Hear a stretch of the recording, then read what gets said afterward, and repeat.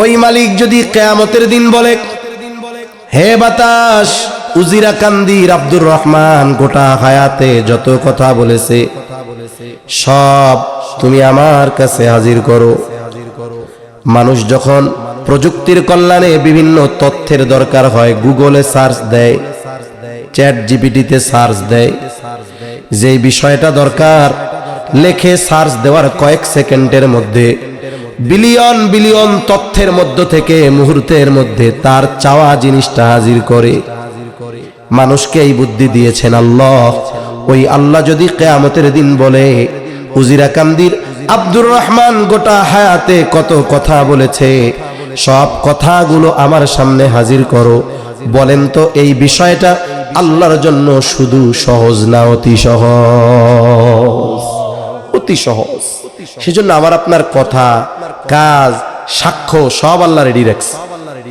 এগুলোকে ফাইল আকারে তৈরি করা হচ্ছে। এটা দেওয়া হবে কোন দিন? কিয়ামতের দিন। জোরে বলেন কোন দিন?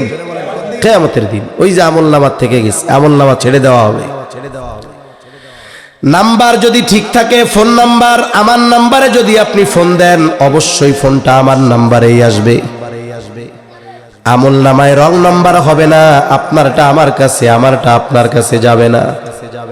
যথাযথভাবে যার আমলনামা তার কাছে আল্লাহ পৌঁছায়া দেওয়ার ব্যবস্থা করবে।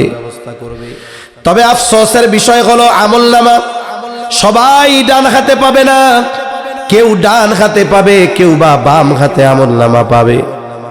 সেই দিন যারা ডান হাতে সামনাসামনি আমলনামা পাবে, ওরা সফল, ওরা সুনিশ্চিত যে আমাকে অনন্তকাল জাহান্নামে থাকা লাগবে না। আল্লাহ চাইলে বিনা হিসাবে জান্নাত দিয়ে দিবে। আবার দুনিয়ায় যদি কোনো পাপ থাকে, আল্লাহ যদি চায় কিছু শাস্তি দিয়ে এরপরে জান্নাত দিবে, তবে জাহান্নামে চিরকাল থাকা লাগবে না। তাহলে একদল আমলনামা পাবে ডান হাতে। কোন হাতে? জোরে বলেন। কারণ মানুষ, তাকে যদি কোনো অপরাধের শাস্তি দেওয়া হয়, সে জিজ্ঞাসা করে, কেন দিলেন আমারে শাস্তি? আমি কি করছি? আল্লাহ তাআলা কি করেছ এটা জানানোর জন্য আমলনামা দিবে। ডান হাতে আমলনামা যে পাবে কত খুশি। আল্লাহ তাআলা কোরআনুল কারীমের মধ্যে বলেন, আল্লাহ তাআলা জানায় দেন যে ডান হাতে আমলনামা পাবে, ফাআম্মা মান উতিয়া কিতাবাহু বিয়ামিনিহি ফায়াকুলু হাউম ইকরাউ কিতাবিয়া ইন্নী যানানতু আন্নী মুলাকিন হিসাবিয়া। একটু দিল লাগায়া খেয়াল দিয়ে কথাগুলো শুনবো। ডান হাতে যে আমলনামা পাবে সে তো পাস। ওই যে যখন একটা সময় আমরা প্রাইমারি স্কুলে পড়েছি, এখন তো কে কত পাইছে ওটা রেজাল্ট ঘোষণার দিন শুধু লিখে দেওয়া হয়, খাতা দেওয়া হয় না। আমাদের সময় গোটা খাতা ধরে দিয়ে দেওয়া হইতো, বলতো দেখো তোমরা কে কি লেখছো। বলেন, একজন যখন দেখতো আমি অঙ্কে 100-তে 100 পাইছি, ইংরেজিতে 100-তে 95 পাইছি, বলেন তো সে খুশি না বেজার? খুশির ঠেলায় কি কইতো, ওই দেখ দোস্ত 100-তে 100 পাইছি আমি, দেখ দেখ। তোমরা তো ভাবো তোমাগুলো খালি ব্যাট বল খেলি, তাই না? আমি রাত্রে বাড়ি যাইয়া ঘুমানোর আগে 2 ঘন্টা অঙ্ক ইংরেজি পড়ি। এই যে মেহনত করছিলাম, এই জন্য আজকে আমি 100-তে 100 পাইছি। খুশি হয়, নিজে দেখে অন্যান্যদেরকে দেখায়, তাই না? ডান হাতে যে আমলনামা পাবে ও তো আনন্দিত, খুশি। ও মানুষদেরকে ডেকে বলবে, ফায়াকুলু হাউম ইকরাউ কিতাবিয়া, এই যে আমার কিতাব, এই যে আমার আমলনামা, তোমরা পড়ে দেখো আমার কিতাব, পড়ো আমার আমলনামা। ওই যে বন্ধুরা জিজ্ঞাসা করে, বন্ধু তুই না আমাগো সাথে একসাথে খেলাধুলা করতি, তা তুই এত পাইলি কেমনে? তখন কি কয়, তোরা তো বাড়িতে গিয়ে 9টায় ঘুমায়া যাইতা, আর আমি 9টা 10টা 11টা পর্যন্তই মেহনত গুলা করতাম। এখন ও জিজ্ঞাসা করবে, জিজ্ঞাসা করার আগেই ও জবাব দিয়ে দিবে কেন ডান হাতে আমলনামা পাইলাম। ও বলবে, ইন্নী যানানতু আন্নী মুলাকিন হিসাবিয়া। আমি কেন ডান হাতে আমলনামা পেয়েছি তোমরা জানো? আমি ডান হাতে আমলনামা পাওয়ার কারণ শুনে নাও। ও বন্ধুরা, ডান হাতে আমলনামা পাওয়ার কারণ হলো ইন্নী যানানতু, আন্নী মুলাকিন হিসাবিয়া, আমি এই ব্যাপারে দৃঢ় বিশ্বাস রাখতাম। তার মানে যখন আমি দুনিয়ায় ছিলাম এই ব্যাপারে আমার দৃঢ় ঈমান ছিল, বিশ্বাস ছিল। কোন ব্যাপারে? যে আমি দুনিয়ায় যেই কর্ম করব আমার কর্মের হিসাব দুনিয়ার কারো কাছে না দেওয়া লাগলেও আল্লাহর সামনে আমার দুনিয়ার কর্মের হিসাব দেওয়া লাগবে। আন্নী মুলাকিন হিসাবিয়া, আমাকে হিসাবের মুখোমুখি হতে হবে। কার সামনে? জোরে বলেন, আরো জোরে, কার সামনে? আর আল্লাহ কি বলছেন? ওয়া ইন্নামা তুওয়াফাউনা উজুরাকুম ইয়াউমাল কিয়ামা, কিয়ামতের দিন তোমাদের দুনিয়ার কর্মের পূর্ণ প্রতিদান দেওয়া হবে। আর ও কি বলছে ডান হাতে আমলনামা পায়া? যে আমি এই ব্যাপারে দুনিয়ায় বিশ্বাস রাখতাম, সুদৃঢ় বিশ্বাস, যে দুনিয়ার কর্মের হিসাব এর মুখোমুখি হতে হবে কার সামনে? কোন দিন? কিয়ামতের দিন। কিয়ামতের দিন আমাকে আল্লাহর সামনে আমার হিসাবের মুখোমুখি হওয়া লাগবে, ব্যাপারে আমার দৃঢ় ধারণা ছিল। তাহলে প্রথম শিক্ষা যে আমরা যদি দুনিয়ায় এই বিশ্বাস রাখি, আমি দুনিয়ায় যত কর্ম করি, কাজ করি, আইনের চোখ ফাঁকি দিতে পারবো, দুনিয়ার মানুষের নজর ফাঁকি দিতে পারবো, দুনিয়ার কারো কাছে হিসাব দেওয়া লাগবে না, কিন্তু আমার গোটা হায়াতের A to Z হিসাব যার সামনে দেওয়া লাগবে তিনি কে? ওই হিসাবের ফাইল ডান হাতে পৌঁছায়া যাবে, ও তো খুশি, আমি জান্নাতি। আরেক দল আমলনামা পাবে বাম হাতে, বাম হাতে। তবে বাম হাতে যারা আমলনামা পাবে এদেরকে সামনাসামনি আমলনামা দেওয়া হবে না, বাম হাতটা বুক চিরে পেছন দিকে নেওয়া হবে, এরপরে হাতে আমলনামা দেওয়া হবে। ও বুঝবে আমার আর নিস্তার নাই। এইবার আফসোস করে বলতে থাকবে, ওয়া আম্মা মান উতিয়া কিতাবাহু বিশিমালি ফায়াকুলু ইয়া লাইতানি লাম উতা কিতাবিয়া ওয়া লাম আদরি মা হিসাবিয়া ইয়া লাইতাহা কানাতিল কাদিয়া মা আগনা আন্নি মালিয়া হালাকা আন্নি সুলতানিয়া। দুনিয়াতে কিছু মানুষ আছে আল্লাহকে ভুলে যায়। ভুলে কেন? বলে ক্ষমতা পেয়ে আল্লাহকে ভুলে যায়। আবার অনেকে মাল সম্পদ সন্তান আছে এজন্য আল্লাহকে ভুলে যায়, নাফরমানি করে, টাকার বড়াই দেখে নাফরমানি করে, টাকার বড়াই, ক্ষমতার বড়াই নাফরমানি করে। আছে না নাই? ওই মানুষগুলো আল্লাহর নাফরমানি করেছে, ঈমান থেকে দূরে সরেছে, বেঈমান। বাম হাতে আমলনামা। এইবার আফসোসের সাথে বলবে, ইয়া লাইতানি লাম উতা কিতাবিয়া, হায় দুর্ভোগ, হায় রে আমার পোড়া কপাল, আমি যদি এই আমলনামা না পাইতাম, আমি যদি এই আমলনামা না পাইতাম কতই না ভালো হইতো। ওই যে আমাদের ছোটবেলা প্রাইমারি স্কুলে যখন খাতা দেওয়া হইতো, কেউ অঙ্কে 100 পাইতো, কেউ 2টা ঘোড়ার ডিম পাইতো। অঙ্কের ভুল কি? অঙ্কে তো একটা ভুল হইলেই ওটা শেষ। এই জন্য মাঝে মধ্যে অনেকে পাইতো কত? 00, খালি একটা নাই। এখন যেই ফেল হইছে ওরে যদি কোনো দোস্ত কয়, দোস্ত দেও তো তোমার খাতাটা, ও তো 100 পাইছে, তুমি তো 2টা ঘোড়ার ডিম পাইছো, লজ্জায় দেখাইতে চায় না, তাই না? তখন মনে মনে কি কয়, হায় রে, গতকাল যদি স্যারের বাড়ি আগুন ধইরা সবগুলো পুড়ে যাইতো রে, তাইলে কি এই আজকে আর এই খাতা আমার দেখা লাগতো? লজ্জায় কেউ রে দেখাইতো না, মনে মনে এটা কইতো, কালকে যদি আগুন ধইরা পুড়ে যাইতো ঘর, যাওক তাওক, এই লজ্জার সম্মুখীন তো আর আমার হওয়া লাগতো না। ও বলবে, ইয়া লাইতানি লাম উতা কিতাবিয়া, হায় দুর্ভোগ, এই কিতাব, এই আমলনামা যদি আমি না পাইতাম। ইয়া লাইতাহা কানাতিল কাদিয়া, ওই যে দুনিয়ার থেকে একবার যে মরছিলাম, ওই মরা যদি চূড়ান্ত মৃত্যু হইতো কতই না ভালো হইতো। মা আগনা আন্নি মালিয়া, হায় রে আমার সম্পদ আমার কোনো কাজে আসলো না। হালাকা আন্নি সুলতানিয়া, আমার কত ক্ষমতা, এটা আমারে শেষ করে দিয়েছে। আল্লাহ তাআলা বলবেন কোনো লাভ নাই, আমলনামা তো পাইছো, এবার পড়ো। আল্লাহ তাআলা বলবেন ইকরা কিতাবাকা কাফা বিনাফসিকাল ইয়াউমা আলাইকা হাসিবা। আল্লাহ তাআলা বলবেন ইকরা কিতাবাক, তুমি পড়ো তোমার কিতাব, পড়ো তোমার আমলনামা, তোমার হিসাবের জন্য তুমি নিজে যথেষ্ট। তোমার আজকে কি প্রতিদান, ওই যে দিমু পূর্ণ প্রতিদান, তুমি কি পূর্ণ প্রতিদান পাবা এই কিতাব পড়লে তুমি বুঝতে পারবা। কিতাব যে ভাষায় লেখা থাক, কেউ কেউ বলেন ভাষাবিদরা পৃথিবীতে ৪,৫০০ নাকি ভাষা আছে, বেশিও হইতে পারে। তা যে যে ভাষার হোক, আমলনামা যে ভাষায় দিক, পড়ার যোগ্যতা দান করবেন কে? আরে প্রযুক্তির কারণে বোঝা সহজ। এই জামানায় দেখেন না, আমরা সতর্ক কইরা কি করবো কোন?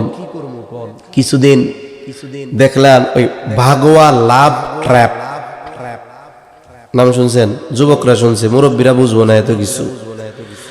ভাগোয়া লাভ ট্র্যাপ, তার মানে অমুসলিমরা, হিন্দুরা তাদের পরিচয় গোপন করে মুসলিম মেয়েদের সাথে সম্পর্ক করে, অনেক সময় বিবাহ করে, অনেক সময় ব্ল্যাকমেইল করে, জেনা করে, ধর্ষণ করে, একটা ট্র্যাপে ফালায় পরিচয় গোপন করে।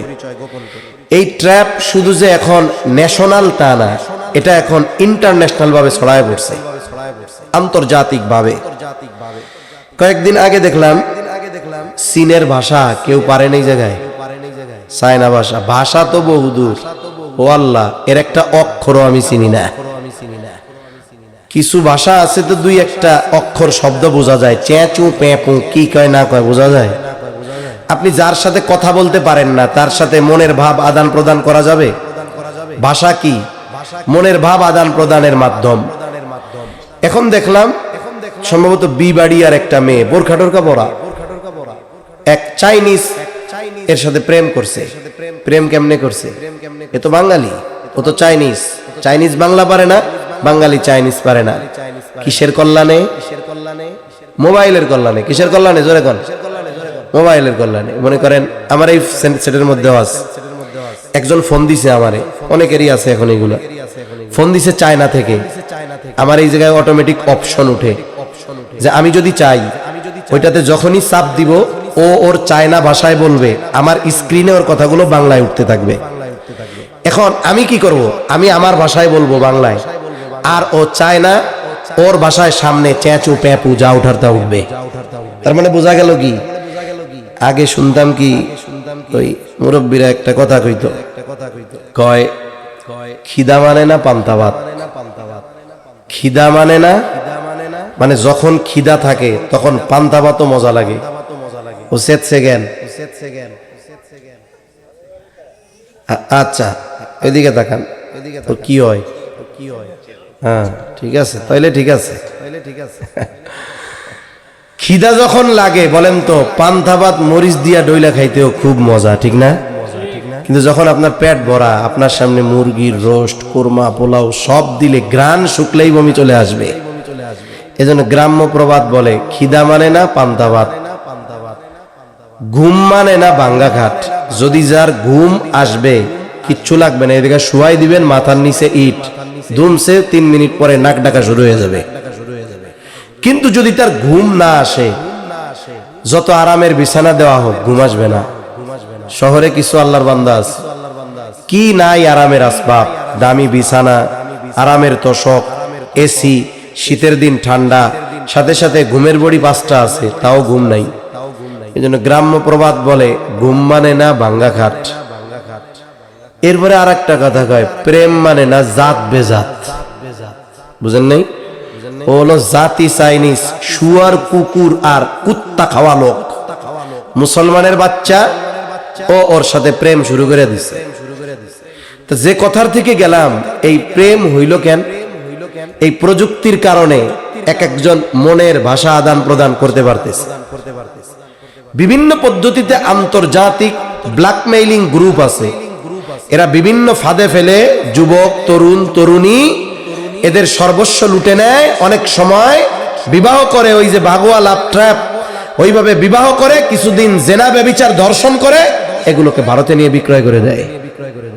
হাজার হাজার দেশের নারীরা আছে ওইসব দেশে কান্নাকাটি করতেছে, আর আমরা ওয়াজ করে মুখ ফাটাইতেছি, মসজিদে বলতেছি, এপাশ দিয়ে গভর্নমেন্ট আইন করতেছে যে এই ধরনের কথা বলার মাধ্যমে যদি কেউ বিদ্বেষ ছড়ায় তাইলে তাদেরকে কত বছর জেল জানি দেখছেন, 12 বছর জেল, 99 কোটি টাকা জরিমানা হবে।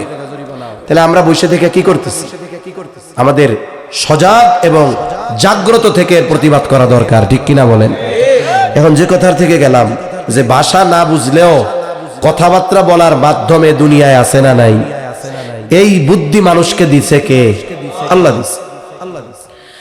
ওই আল্লাহ কিয়ামতের দিন একজন গন্ডমূর্খ তাকেও আমলনামা পড়ার যোগ্যতা দিয়ে দিবে, ও পড়তে পারবে। এখন দেখে কি বলবে? বলবে মালি হাদাল কিতাব লা ইউগাদিরু সগীরাতাও ওয়ালা কাবীরাতান ইল্লা আহসাহা। ও আমলনামা পড়ে বলবে, হায় রে কেমন আজব এক কিতাব, লা ইউগাদিরু সগীরাতাও ওয়ালা কাবীরাতান ইল্লা আহসাহা। ক্ষুদ্র থেকে ক্ষুদ্রাতীত, বৃহৎ থেকে বৃহত্তর, কোনো একটা বিষয় এখান থেকে ছুটে যায় নাই, হোক ভালো হোক মন্দ।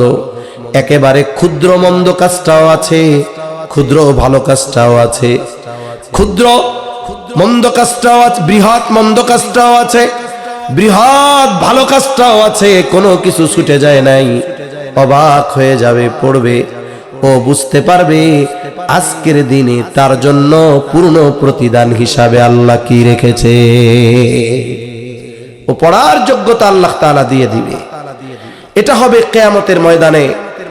মানুষ যখন সবচাইতে চিন্তিত থাকবে যে সময়গুলোতে, এর মধ্যে অন্যতম সময় হলো এইটা যখন আমলনামা দেওয়া হবে।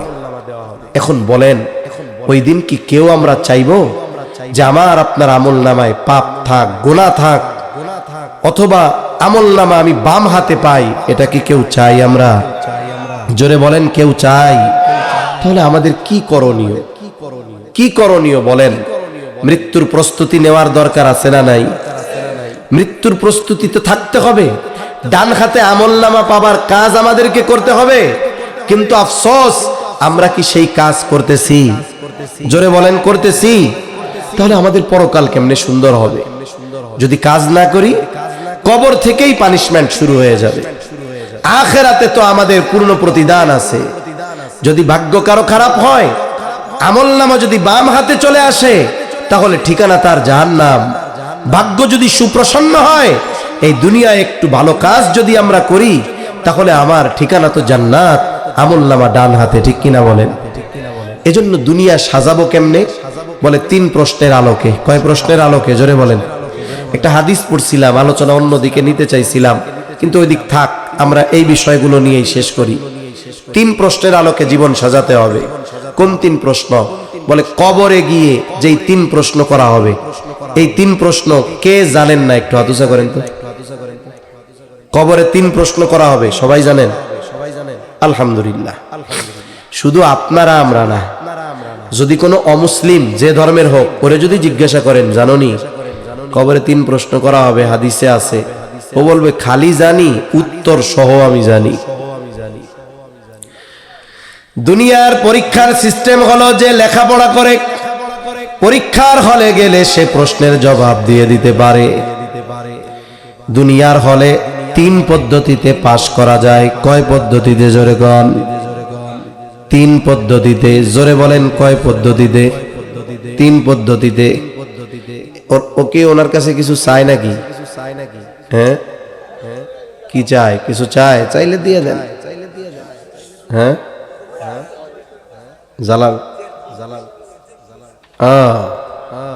আউযুবিল্লাহি মিনাশ শাইতানির রাজিম পড়া বুদেন। তাহলে দুনিয়ার পরীক্ষায় পাশ করা যায় কয় পদ্ধতিতে? বৈধ অবৈধ মিলা। একটা হলো একজন ছেলে ভালো মতো সব পড়ছে, যার সামনে পুরা বই চোখের সামনে, ওরে প্রশ্ন যা করা হোক ও জবাব দিতে পারবে কি পারবে না? তাহলে 1 নাম্বার পদ্ধতি ভালোভাবে লেখাপড়ার মাধ্যমে পাশ করা যায়। 2 নাম্বার পদ্ধতি পরীক্ষার আগে ওই ছাত্র কোনো লেখাপড়া করে না, পরীক্ষার আগের দিন সারা রাত বৈশা তাবিজ লেখে। তাবিজ লেখে বুঝেন কি গন্ধ? নকল লেখে, নকল। ওরা নেওয়ারও পদ্ধতি জানে। হলের মধ্যে যায়, যেই প্রশ্নগুলো আসে আর চিন্তা করে আনছি নাকি তাবিজ। এবার বন্ধুরে কই, বন্ধু লাইগা গেছে, জানছি সব আইছে। ও নকল করে পাশ করে। 3য় পদ্ধতি, এটা হলো সুপারম্যান বলা চলে। এই যোগ্যতা যার। কিছু শিক্ষার্থী আছে, পরীক্ষা যেহেতু দিয়েছি আমি দেখেছি, মাদ্রাসায় আমাদের কমি মাদ্রাসায় সুযোগ কম, আমি আলিয়া থেকে পরীক্ষাগুলো দিছি কামেল পর্যন্ত। তো কিছু ছাত্র আছে ও মাদ্রাসায় পরীক্ষা দেয়, সারা জীবন কিছু পড়ে নাই। আল্লাহ এদের কি যোগ্যতা দিছে, ওর চোখ এক জায়গায় আর কলম আর খাতা এক জায়গায়, ওর চোখ আর এক জায়গায়। মানে ওর খাতা ওর দেখা লাগে না, ও আর একজনেরটা দেখে ওর হাত অটোমেটিক খাতার মধ্যে লেখা হয়ে যায়। এরকম কিছু যোগ্যতা সম্পন্ন ছাত্র আছে না? আরেকজনেরটা দেখা পাশ করলো। এখন এক্সামিনার যিনি খাতা দেখবেন, তার কি বোঝার উপায় আছে যে ও কোন পদ্ধতি অবলম্বন করছে? এক্সামিনার উত্তরের আলোকে ওরে পাশ করায় দিবে। নকল কইরা করুক, আর একজনেরটা দেখা করুক, আর লেখাপড়া কইরা করুক। কিন্তু কবরের যেই 3 প্রশ্ন, এটা মুখস্থ করলে জবাব দেওয়া যাবে না। কেউ যদি চিন্তা করে এই 3 প্রশ্ন এমন ভাবে ঠটস্থ করব, হাদিসের মধ্যে আসছে কবরে রাখার পর মানুষ যখন কিছু দূরে চলে যাবে, আমাকে প্রশ্ন করার জন্য ফেরেশতা চলে আসবে, মুনকার নাকির। আমারে আয়েশা জিজ্ঞাসা করার আগে আমি টপ টপ করে কমু, প্রশ্ন এই জবাবেই। এই চিন্তা কইরা যদি সে মুখস্থ করে, বলেন তো কাজ হবে নাকি? অথচ সে যদি বলে আবার যদি ওসিয়ত করে যায় সন্তানদেরকে, ও আমার সন্তান, কবরে 3 প্রশ্ন করা হবে, ফেরেশতা আসবে, ভুলা যায় কিনা তার ঠিক আছে নাকি? এক কাজ কইরো, প্রশ্ন 3টা একটা কাগজে লেখা কাফনের মধ্যে দিয়ে দিও, নকল নিয়ে যাবে। বলেন তো জবাব দেওয়ার উপায় আছে নাকি? কেন নাই? কারণ দুনিয়ার প্রশ্নের জবাবের সম্পৃক্ততা ওইগুলার সাথে, আর কবরের 3 প্রশ্নের জবাবের সম্পৃক্ততা দুনিয়ার কর্মের সাথে, দুনিয়ার আমলের সাথে সম্পৃক্ত ওই 3 প্রশ্নের জবাব। এজন্য আমরা যদি দুনিয়ায় ওই 3 প্রশ্নের আলোকে দুনিয়ার জীবন সাজাই, কোন ব্যক্তি কানে শুনে না, বধির আছে না, কানে শুনে না, বোবা, কথা কইতে পারে না। অধিকাংশ বোবা যারা, এরা কানে শুনে না, বধির থাকে। এই বোবাদেরও ভাষা আছে, বাংলাদেশে মাদ্রাসা আছে, কথা কইতে পারে না, কানেও শুনে না। ওদের জন্য মাদ্রাসা আছে, একটা সাংকেতিক ভাষা আছে, ওই ভাষায় ওরা কোরআনের হাফেজ হয়। সুবহানাল্লাহ বলেন। এখন ও জীবনে শুনে নাই, কারণ ওর তো কানেই শুনে না, কিন্তু ও যে কোনো পদ্ধতিতে এই 3 বিষয়ের উপরে দুনিয়ায় আমল করছে। ও তো আখেরাতে কামিয়াব, ও তো আখেরাতে সফল। এখন এই 3 প্রশ্ন কি? 1 নাম্বার প্রশ্ন, মার রব্বুকা, তোমার রব কে? জোরে বলেন তো, আমাদের রব কে? রব মানে কি জানেন? রব মানে সোজা হলো যিনি দেন আমাদের সব। তিনি হলেন কে? রব, যিনি দেন সব। প্রয়োজন যেটা চাওয়া লাগে না, বিনা চাওয়ায় অতি প্রয়োজনীয় জিনিস আমাদের সহজে যিনি দেন তিনি কে? আমার আপনার রব এমন রব যেটা আমার আপনার জন্য সবচাইতে বেশি জরুরি, ওইটা আল্লাহ সবচেয়ে সহজে আর বেশি দেয়। আমরা কি মনে করি? যে বেকার ও মনে করে আমার চাকরি দরকার রে, যার খাবারের অভাব ও মনে করে আমার খাবার দরকার রে। ওরে ভাই, আরে মানুষের কাছে অভাবে পড়লে প্রতিবেশী আত্মীয় স্বজনের কাছে গেলে 1-2 বেলা খাওয়াবে। চাকরি আজ না হোক, তুমি চাকরি না পাইলা কিছু কাজ করতে পারবা, কিন্তু বলেন তো যদি অক্সিজেন না পাই কয় ঘন্টা বেঁচে থাকবো? অক্সিজেন ছাড়া 5 মিনিট বেঁচে থাকা সম্ভব? তাহলে বেঁচে থাকার জন্য যেই জিনিসগুলো সবচেয়ে বেশি দরকার, এর মধ্যে যেটা দরকার সেটার নাম অক্সিজেন। আল্লাহর নিজাম এটা। হায়াত তো আছেই, সাথে সাথে যেই আসবাবগুলো আল্লাহ বেঁচে থাকার জন্য নির্ধারণ করছেন এর মধ্যে সবচাইতে গুরুত্বপূর্ণ কি? অক্সিজেন, শ্বাস প্রশ্বাস ঠিক থাকা। আচ্ছা, যে ব্যক্তি চাকরি করে, মাস শেষ হইতে এখনো 20 দিন বাকি, চাউলের বস্তায় আছে 6 কেজি চাল, লাগবে হলো 10 কেজি চাল, এখনো 6 কেজি আছে, ওই ব্যক্তির পেরেশানি শুরু হয়ে যায়। ঘর থেকে মহিলারা বলে, এই যে চাউল আছে আর 6 দিন যাবে, বাকি 4 দিন চলবেন কেমনে? অথচ 6 দিনেরটা ঘরে থাকার পরেও ওই পরের 4 দিনের পেরেশানিতে ওই বাড়ির মালিক যিনি উপার্জন করেন সে পেরেশানিতে শেষ। আল্লাহ, মাসের শেষ 6 দিন কেমনে চলবো? অথচ এখনো 6 দিনের তা আছে। ও যে 6 দিন বাঁচবে এর কোনো গ্যারান্টি আছে? কত চিন্তা দেখেন। অথচ কোনদিন আমি আপনি রাতে যখন ঘুমাইতে গেছি চিন্তা করছি এখন তো অক্সিজেন আছে, হায় হায় সকালে যদি না পাই? কোনদিন এটা চিন্তা করা লাগছে? আমরা কেউ কোনদিন চিন্তা করি নাই। কিন্তু এত সহজে আল্লাহ দিছেন, যখন যতটুকু যেই জায়গায় প্রয়োজন, যদি সুস্থ সে থাকে, যখন যে জায়গায় যতটুকু প্রয়োজন সব জায়গায় অক্সিজেন আছে না নাই? এ মিয়া, দুনিয়ার নিকৃষ্ট জায়গা বাথরুম, এর মধ্যেও আছে না নাই? তাহলে যেই জায়গায় যখন প্রয়োজন, আমি আপনি ঘুম আর নাউমুকাল মাউত, কিন্তু অক্সিজেনের লাইন চালু রাখছেন কে? তাহলে রব তো তিনি বান্দার জন্য যেটা সবচাইতে জরুরি, সবচাইতে দামি, ওইটা উনি আমাকে আপনাকে বিনা চাওয়ায় বিনা দরখাস্তে অতি সহজে সেটা যিনি দেন তিনি কে? যেই রব এটা দেয় সেই রব মনে হয় অন্য কিছু দিতে পারে না। তাহলে কেন ওই রবের নাফরমানি আমরা করি? শুধু মুখ দিয়ে বললে হবে আল্লাহ আমার রব? জোরে বলেন আল্লাহ আমার রব বললে হবে? এই যে এমনি, এটা রাজনীতির কোনো কথা না, এমনি কই 15 বছর ধরে খালি কইছে জয় বাংলা জয় বঙ্গবন্ধু, এখন আইছে ধানের শীষমার খায়। আপনারা তো অনলাইনে দেখেন, ওইটাই বলতেছি। বক্তব্য দিয়া লাস্টে আর ক্লোজিং করতে পারে না, মুখ দিয়া জয় বাংলা বের হয়ে যায়। হয় কি হয় না? এখন বলেন তো, এই যে মিছিল মারলো, ও যে বাস্তব কথা, ওর মুখ দিয়া বাইর হইছে আসলটা। ও এখন ঠেকায় পইড়া মনে করেন এই দলে ঢুকছে, বুঝেন নাই? এটা হলো ওর আসল চরিত্র। যা এর আগে বলছে ওগুলো কিচ্ছু না, লাস্টে যেটা বলছে ওটা সত্য কথা। এখন চিন্তা করেন, আমি মুখ দিয়ে বলতেছি আমার রব আল্লাহ, কিন্তু আমার কাজ, আমার চলাফেরা, এগুলো সব রব যেভাবে চায় তার বিপরীত। বলেন তো, মুখ দিয়ে রবকে বলা এটা কি বাস্তবে পরিণত হলো? হইল না। এজন্য আমি যখন বলবো আমার রব আল্লাহ, কে রব? যিনি দেন আমাকে সব, ওই রবের সব হুকুম আহকাম আমাকে মেনে চলতে হবে। রব যেটা করতে বলছেন করতে হবে, যেটা থেকে বিরত থাকতে বলছেন বিরত থাকতে হবে।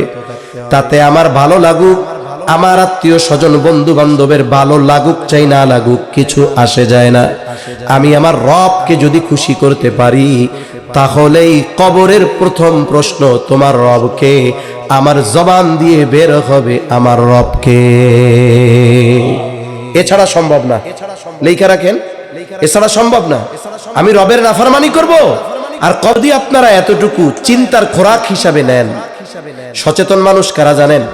যারা কথা শুনেই অ্যাকশনে যায়, এরা হলো বলদ। এরা কি? জোরে বলেন। যখন আমার কেউ সমালোচনা করবে, আমারে কেউ কিছু বলবে, আমি যদি নগদে প্রতি উত্তর দিয়ে দেই, তাইলে বোঝা গেল যে না, আমার মধ্যে কমন সেন্সের অভাব। আমি আগে চিন্তা করব যে আমার সমালোচনা কেন করলো, এই বিষয়টা আমার মধ্যে আছে কিনা। আমি এটা চিন্তা ফিকির করে যখন জবাব দিব, দুইটা অবস্থা হবে। একটা হলো আমি চিন্তার পরে আমার পরিবর্তন হবে। 2 নাম্বার, যদি জবাব দিতে হয় তাহলে আমার জবাবটা সুন্দর, সুগুছালো এবং কার্যকারী জবাব হবে। নাহলে কি হবে?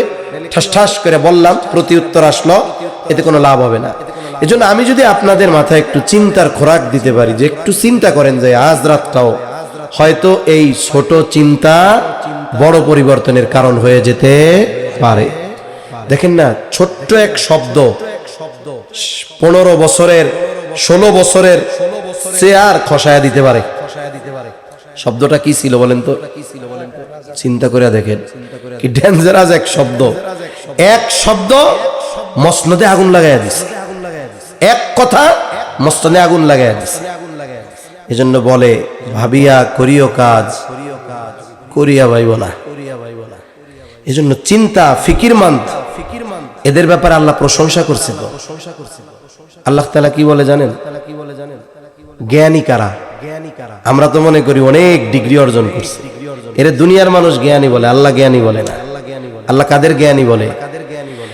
ইন্না ফি খালকিস সামাওয়াতি ওয়াল আরদি ওয়াখতিলাফিল লাইলি ওয়ান নাহারি লাআয়াতিন লিউলিল আলবাব। যেই মানুষগুলো বলে ইন্না ফি খালকিস সামাওয়াতি ওয়াল আরদ ওয়াখতিলাফিল লাইলি ওয়ান নাহার, নিশ্চয়ই তারা বলে ইন্না ফি খালকিস সামাওয়াতি ওয়াল আরদ, আসমান জমিনের সৃষ্টির মাঝে রাত দিনের পরিবর্তন আবর্তনের মধ্যে আমাদের জন্য শিক্ষা রয়েছে। আল্লাহ তাআলা বলেন লাআয়াতিল লিউলিল আলবাব, এগুলো হলো জ্ঞানীদের নিদর্শন, যারা রাত দিনের পরিবর্তন আসমান জমিনের সৃষ্টি এগুলো নিয়ে চিন্তা করে। সাথে সাথে বলে রব্বানা মা খালাকতা হাযা বাতিলা, আমাদের রব এগুলো অনর্থক সৃষ্টি করেন নাই, কারণ আছে। এই কারণগুলো অনুসন্ধানে যারা ফিকির করে, আল্লাহ তাআলা বলেন তারা হলো লিউলিল আলবাব, তারা হলো জ্ঞানী মানুষ। এজন্য চিন্তা ফিকির মানুষের জীবন পরিবর্তন করে দেয়, ঠিক কিনা বলেন? এটা গল্প শোনাই আপনাদের, শোনাবো। এটা অনলাইনে আমি গল্পটা পাইছি, ভাল লাগছে আমার। এক লোকের জাহাজ নষ্ট হয়ে গেছে, অনেকেই হয়তো পড়ছেন। ইঞ্জিনিয়ার অনেক আনছে, এরা সারতে পারে না। এক একদিন বন্ধ থাকলে লক্ষ লক্ষ টাকা লস। যারা এই শিপিং লাইনে আছে তারা জানবে, বড় জাহাজ। এখন একজন লোক আসছে, মুরব্বী টাইপের অভিজ্ঞ মানুষ। উনি একটু ঘুরে ফিরে দেখে আধা ঘন্টা 1 ঘন্টা ধরে খালি চারদিক ঘুরতেছে, সমস্যাগুলো শুনছে। এবার হাতের মধ্যে একটা হাতুড়ি, ওইটা নিয়ে একটা নির্দিষ্ট জায়গায় টস টস করে 2টা বাড়ি দিছে। এখন বিল কত? কয়েক লাখ টাকা। হাতুড় দিয়ে 2টা বাড়ি দিছে, এটার দাম 1 লাখ। এটা তো সর্বোচ্চ আপনার 5,000 টাকা দেওয়া যায়। কই শুনো, বাড়ির দাম 5,000, কিন্তু এই যে এতক্ষণ ভাবছি এর দাম 95,000। বুঝেন নাই? এই যে বাড়ি 2টা দিছি, এটার জন্য আমার 1 ঘন্টা ভাবা লাগছে। এর আগে তো বহুত জন্য দেখাইছো, কাম হয় নাই কেন? তারা পারে নাই কেন? আমি তো 2 বাড়ি দিয়ে ঠিক করছি, এটা আমার ক্রেডিট, যোগ্যতা, এখন এটার মূল্যায়ন তো করতে হবে। এজন্য ভাবুক মানুষ যারা, চিন্তাশীল মানুষ যারা, যে কোনো বিষয়ের হোক, এই ধরনের মানুষ সিদ্ধান্ত গ্রহণে ভুল করে কম, আর যেটা পড়ার সিদ্ধান্ত নেই এটি ভুল হয় বেশি। তাহলে বলতেছিলাম ইসলাম। দ্বিতীয় প্রশ্ন জবাব হলো আমার দিন ইসলাম। তবে আফসোস, নবীজি জানায় দেন ইউশিকু আইয়াতিয়া আলান নাসি জামান, অচিরে এমন এক জামানা আসবে লা ইয়াবকা মিনাল ইসলামি ইল্লা ইসমুহু ওয়া লা ইয়াবকা মিনাল কুরআনি ইল্লা রাসমুহু। অচিরে এমন এক জামানা আসবে যে জামানায় ইসলাম নামে থাকবে, বাস্তবে আমলে ইসলাম থাকবে না। সেই জামানা চলতেছে। আমাদের ব্যক্তিগত জীবনে ইসলাম নাই, সামাজিক জীবনে নাই, পারিবারিক জীবনে নাই, রাষ্ট্রীয় জীবনে নাই। আরে ভাই, যদি ব্যক্তিগতভাবে ইসলাম না মানতে পারি, রাষ্ট্রীয়ভাবে প্রতিষ্ঠা করব কেমনে? এজন্য ইসলাম মানা শুরু হবে আমার ব্যক্তি জীবন থেকে। আমি যদি মানি, আমারটা দেখে আমার পরিবার মানবে, একসময় সমাজ মানবে। দেখবেন আস্তে আস্তে সমাজের মানুষ, একাধিক সমাজের মানুষ যখন মানবে, একটা গ্রামের মানুষ তারা ইসলামী অনুশাসনের মধ্যে চলে আসবে ইনশাআল্লাহ। আল্লাহর নবী বলেন কোরআন থাকবে, শুধু লেখায় থাকবে, বাস্তবে কোরআন থাকবে না। এখন দেখুন কোরআন তিলাওয়াত যতটুকু হয়, আমল তো বহুদূর। আগে তো 20-25 বছর আগে প্রত্যেক বাড়িতে ফজরের পরে কোরআন তিলাওয়াত হইতো। আমল এক পাশে রাখেন, এখন তিলাওয়াতও নাই। ভুল বললাম না ঠিক বললাম? তিলাওয়াতও নাই। এজন্য কোরআনটা তিলাওয়াত করব। যাই হোক, কোরআন তিলাওয়াতের আওয়াজটা যদি ঘরে থাকে, শয়তান দূর হবে, আল্লাহর রহমত বর্ষিত হবে। এখন আমি যদি ইসলাম না মানি, আপনি বলতে পারেন হুজুর গোটা দেশে তো ইসলামী শাসন নাই, মানবো কেমনে? ওইটার চিন্তা তো আমার না। আমি আদার ব্যাপারী, আমার জাহাজের খবর নেওয়ার দরকার আছে? আমারে আল্লাহ যে যোগ্যতা দেয় নাই, যে দায়িত্ব দেয় নাই, ও দায়িত্বের ব্যাপারে আল্লাহ আমারে জিজ্ঞাসা করবে না। আমার দায়িত্ব কতটুক পর্যন্ত সীমাবদ্ধ, এই পর্যন্ত জবাবদিহিতার বিষয় আল্লাহর কাছে আছে না নাই? এখন আমি আমার ব্যাপারে নিয়ন্ত্রক। আমি যদি ইসলাম না মানি তাহলে আল্লাহর কাছে জবাব দিতে হবে, তুমি ইসলাম মানো নাই কেন? আমি আমার পরিবারের অভিভাবক, আমার পরিবারকে আমি দ্বীনের উপরে চালাই নাই, ইসলাম মানাই নাই, আল্লাহর কাছে জবাব দিতে হবে কেন পরিবারকে ইসলাম মানাও নাই। এখন আমার অধীনে আরো সমাজের মানুষ কথা শুনে, আমার জবাবদিহিতা আছে, কেন তুমি সমাজের এই মানুষগুলোকে দ্বীনের উপরে চালাও নাই? তার মানে আমার যতটুকু ইসলাম মানার অ্যাবিলিটি আল্লাহ দিছে, এতটুক যদি না মানি আখেরাতে বাঁচার উপায় আছে? যতটুকু সামর্থ্য আমার আছে, আমি কি পারমু যে ওই ডক্টর ইউনূস রে নামায় দিয়া চেয়ারে বসে আজকে থেকে কালকে থেকে কোরআন হাদিসের আইন চলবে? আমার দ্বারা এটা সম্ভব? এই ক্ষমতা আল্লাহ আমারে দিছে। যাদের দিছে তারা না করলে কিয়ামতে তারা আল্লাহর কাছে জবাবদিহিতার কাঠগড়ায় দাঁড়াবে। কিন্তু আমার যতটুক সামর্থ্য আছে ততটুক ইসলাম যদি আমি না মানি, আল্লাহর কসম কবরে জবাব দেওয়ার উপায় নাই যে আমার দ্বীন ইসলাম। এজন্য অনেক ভাই বৈশা থাকে রাষ্ট্রীয়ভাবে ইসলাম প্রতিষ্ঠা হোক, এরপরে আমি শুরু করব মনে সব। ও চিন্তায় যদি বৈশা থাকেন তাহলে মরছেন। কি করব? যতটুকু সামর্থ্য এতটুকু ইসলাম মানব, বাকি বিষয়ের জন্য আমার অবস্থান থেকে প্রচেষ্টার দোয়া চালায় যাব যে আল্লাহ আপনি আমার এইটুক সামর্থ্য দিয়েছেন, এতটুকু ইসলাম পালন করার ক্ষেত্রে আমি কোনো কার্পণ্যতা করি নাই, কিন্তু এর বেশি ক্ষমতা তো আল্লাহ আমারে দেন নাই। এখন আমার দোয়া ছাড়া আর পথ নাই। আপনার কাছে দোয়া করেছি, হৃদয় দিয়ে আকুতি করেছি, হায় আল্লাহ আমাদের দেশ সহ গোটা দুনিয়াতে ইসলামী হুকুমত আপনি কায়েম করে দেন। আমার এই দোয়া করার ক্ষমতা ছিল, আল্লাহ এটা করছি। সেজন্য যতটুকু মানার অ্যাবিলিটি আছে ওটুকু না মানলে কবরেও ছাড় নাই, আখিরাতেও ছাড় নাই। 3 নাম্বার প্রশ্ন, নবীজিকে দেখায়া বলা হবে মা হাদার রাজুলুল্লাযী বুইসা ফীকুম, অথবা প্রশ্ন করা হবে ওমান নাবিয়্যু, তোমার নবীকে। এখন যেই ব্যক্তি নবীর মুহাব্বত নাই, নবীর সুন্নাত নাই, আমার আগেও ভাই বইলা গেছে, সে ব্যক্তি নবীর আদর্শের উপরে যে নাই, সে বলতে পারবে না আমার নবী মুহাম্মাদুর রাসূলুল্লাহ সাল্লাল্লাহু আলাইহি ওয়াসাল্লাম। আর যে নবীর আদর্শের উপরে আছে, নবীর সুন্নাত মতাদর্শ মেনে নিয়েছে, ও সাথে সাথে বলবে হাদা নবিয়ুনা মুহাম্মাদুর রাসূলুল্লাহ সাল্লাল্লাহু আলাইহি ওয়াসাল্লাম। এখন বলেন এই 3 প্রশ্নের জবাব যখন হলো, সে পরীক্ষায় পাস না ফেল? আরো জোরে কোন, আর 5 মিনিট একটু চিল্লান, বলেন পাস না ফেল? এখন পাস যখন হইছে, পাশের ঘোষণা দিবে আল্লাহ। কে দিবে? হাদিসের মধ্যে আসছে, লম্বা হাদিস, ঘোষণাকারী ঘোষণা করবে, আল্লাহর পক্ষ থেকে ঘোষণা আসবে, সাদাকা আবদি সাদাকা আবদি ফাফরিশুহু মিনাল জান্নাহ ওয়ালবিসুহু মিনাল জান্নাহ ওয়াফতাহু লাহু বাবান ইলাল জান্নাহ। ঘোষণাকারী ঘোষণা দিবে, আল্লাহর পক্ষ থেকে ঘোষণা আসবে, আমার এই বান্দা সত্য বলেছে, পরীক্ষায় পাশ করেছে, তার কবরে জান্নাত থেকে বিছানা এনে বিছায়া দাও, তাকে জান্নাতের পোশাক এনে পরায় দাও, সাথে সাথে তার কবরের সাথে জান্নাতের সাথে দরজা খুলে দাও। হাদিসের মধ্যে কবরের অবস্থা কয়েকভাবে আসছে। কথা শেষ আমার। দুনিয়াতে এক এক মানুষের এক এক জিনিস প্রিয়। একজনের প্রিয় কি, যে সে ছুটির দিন খালি ঘুমায়। আছে না কিছু মানুষ, শুক্রবার বন্ধুরা কায় আজকে ক্রিকেট খেলি, কেদার বড়া সারা সপ্তাহ ঘুমাইতে পারে নাই, আজকে ফজরের থেকে ঘুম তুমি একবারে জুমার নামাজ পর্যন্ত। আবার কিছু বন্ধু আছে যত পরিশ্রম করুক সপ্তাহে, ওই শুক্রবারের দিন ফজরের পরে আজকে কোনো কিন্তু কিছু খেলা হবে মাঠে, চলো খেলাধুলা করে। কিছু বন্ধুর পছন্দ কি, যে এক সপ্তাহ অফিসে গেছি, কাজ করছি, কারোর সাথে খবর নাই, শুক্রবার বিকালবেলা সবাই এক জায়গায় করবে, এই বন্ধুরা আইসা আড্ডা মার, গল্প টল্প করবে আর কি। এক একজনের এক এক জিনিস প্রিয়, কবরে ওইরকম দেওয়া হবে। কারণ বর্ণনা এক একটা এক এক রকম। মুহাদ্দিসিনে কেরাম বলেন যার যেটা পছন্দ আল্লাহ তাআলা সেটা দিবে। কারণ একজনের ঘুম খুব প্রিয়, বুঝেন নাই? কি প্রিয়? ঘুম। ওরে বলবে নাম কানাউমাতিল আরুস, ঘুমা, নতুন জামাই যেমনি ঘুমায়।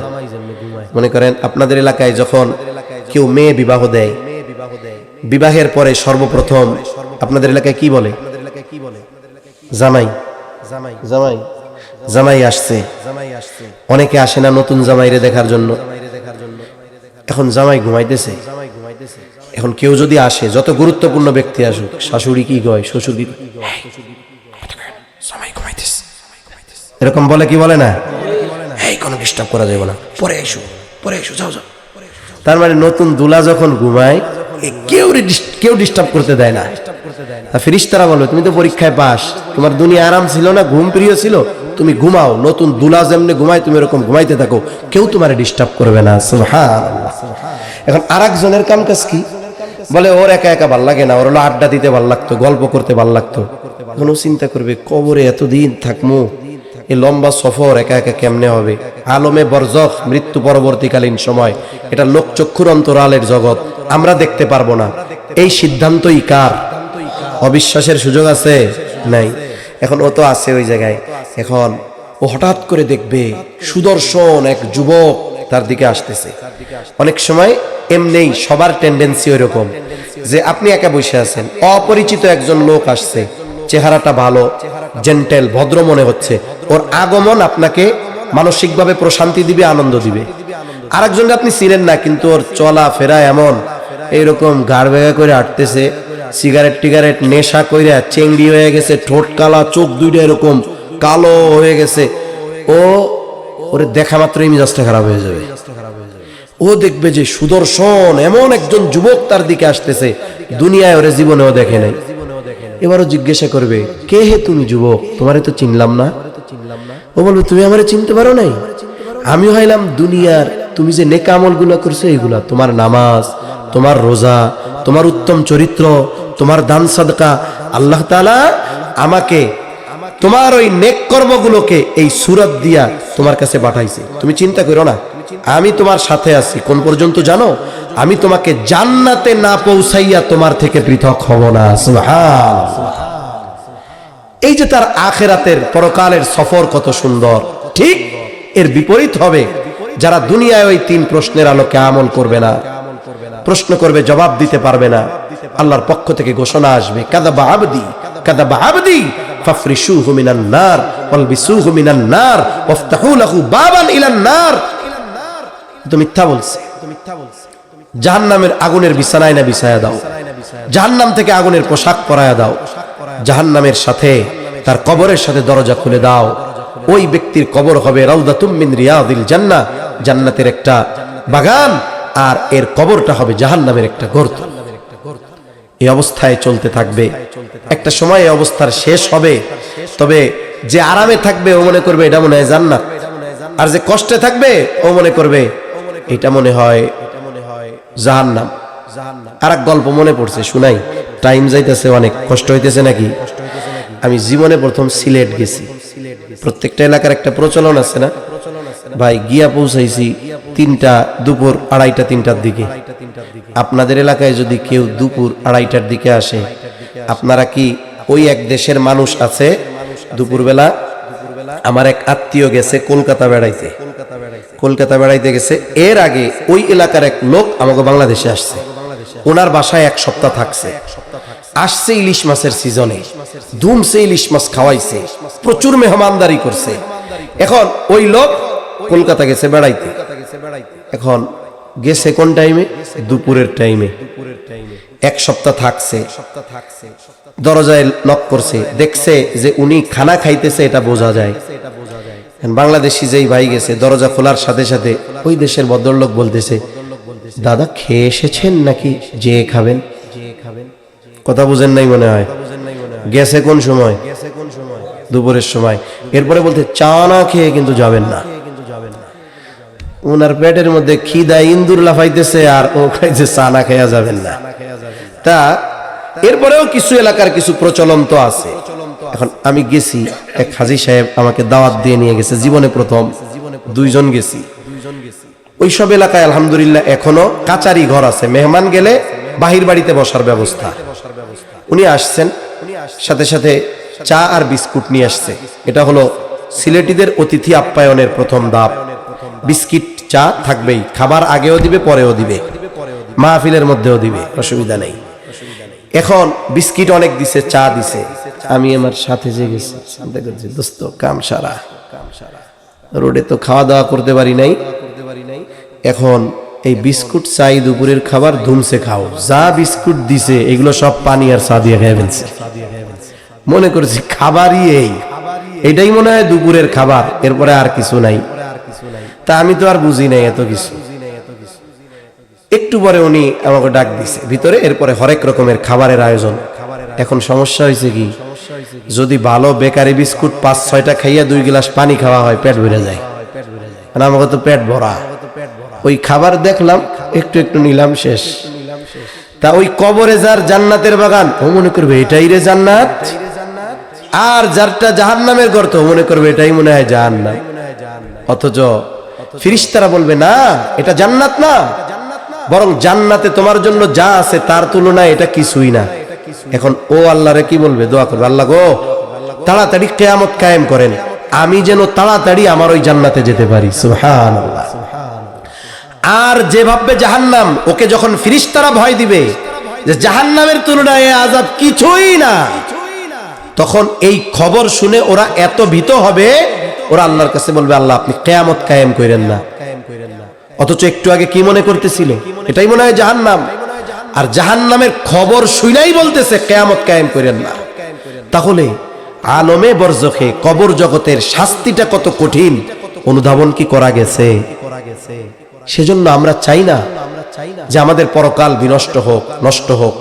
আমরা চাই পূর্ণ প্রতিদান দেওয়ার আগে এই কবর থেকেই যেন আমরা জান্নাতের বাগানের বাসিন্দা হতে পারি।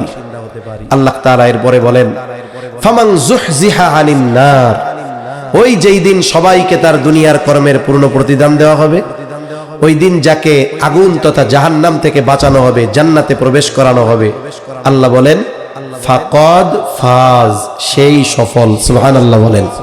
তাহলে দুনিয়ার টাকা পয়সা, ধন দৌলত, ক্ষমতা, সৌন্দর্য, এগুলো কি সফলতা? জোরে বলেন সফলতা। সফলতা কিসে? জান্নাতে যাওয়ার মাধ্যমে। বলেন সফলতা কিসে? এখন জান্নাতে যাওয়ার মাধ্যমে যে সফলতা হবে, জান্নাতে যাওয়ার পাথেও সংগ্রহ করব মরার পর। কবে? দুনিয়ায় থাকতে। এখন মরব কোন সময়? গ্যারান্টি আছে? তাইলে আখেরাতের পাথেও সংগ্রহ করব আগামীকাল থেকে। আগামীকাল পর্যন্ত বাস্তবের নিশ্চয়তা আছে? বলেন এখন থেকে। এখন থেকে শুরু হবে কি দিয়ে? বলে যারা এশার নামাজ পড়েন নাই, এশার নামাজটা পড়া এই কাজ শুরু করবেন। ওয়াজ মাহফিলে অনেক মানুষ আছে নামাজ পড়ে না, আপনি এশার নামাজ পড়ার দ্বারা শুরু করেন।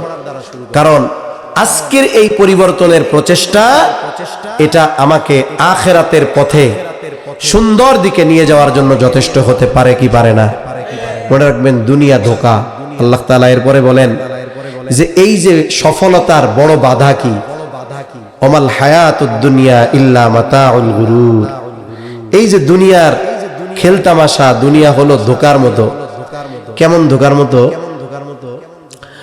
আমরা ছোটবেলায় আমাদের সময় অনেক খেলাধুলা ছিল। স্কুল থেকে আসতাম, আসার পরে খুব গুরুত্ব দিয়ে পাটখড়ি আছে আপনাদের এদিকে, অনেক জায়গায় ধঞ্চা হয় আপনাদের এদিকে মনে হয়, এই পাটখড়ির মতোই আইসাই খুব দ্রুততার সাথে ধঞ্চা বা ওই পাটখড়ি দিয়ে আমরা ঘর বানাইতাম। এর উপরে কলার ছাউনি দিতাম, পাতা দিতাম, সাইড দিয়ে কলার পাতা দিয়ে আমরা বেড়া দিতাম, সুন্দর ঘর হইতো। এত যত্ন করে বানাইছি ঘরটা, যে আজান দিত লাথি একটা মাইরা ভেঙে চুরা চলে যেতাম। দুনিয়াটা ঠিক এরকম এক ধোকার জায়গা। এখন আমি যদি এই ধোকার পিছনে পড়ে ওই চূড়ান্ত সফলতাকে হারাই, আমার মতো বোকা বলদ আর কেউ আছে? এজন্য নবীজি বলেন প্রকৃত চালাককে, চালাক হলো সে অল্প দিনের দুনিয়াকে কাজে লাগায়া অনন্তকালের জান্নাতের মালিক হয়। বোকা হলো সে অল্প দিনের দুনিয়ার পিছনে দৌড়ায়া যে অনন্তকালের ব্যর্থতাকে নিজের জন্য বাধ্যতামূলক করে নেয়, সে ব্যর্থ হয়, সফলতাকে হারায়, জান্নাত বঞ্চিত হয়। এ হলো বলদ, বোকা। এখন আমরা বোকা হব না চালাক হব? বলেন আমরা আল্লাহর রাসূলের ভাষায় চালাক হব। এজন্য একটু চিন্তা করব যে আমি আছি, আমার কি কাজ, সফলতার জন্য কি দরকার, তাহলে ইনশাআল্লাহ আমাদের জীবনের পরিবর্তন আসবে। আল্লাহ সুবহানাহু ওয়া তাআলা আমাদের সবাইকে কথাগুলো হৃদয় দিয়ে অনুধাবন করার তৌফিক দান করেন। জবান খুলে বলি আমিন, আরো জোরে বলি আমিন। ওয়া আখিরু দাওয়ানা আনিল হামদুলিল্লাহি রাব্বিল আলামিন। আসসালামু আলাইকুম ওয়া রাহমাতুল্লাহি ওয়া বারাকাতুহু।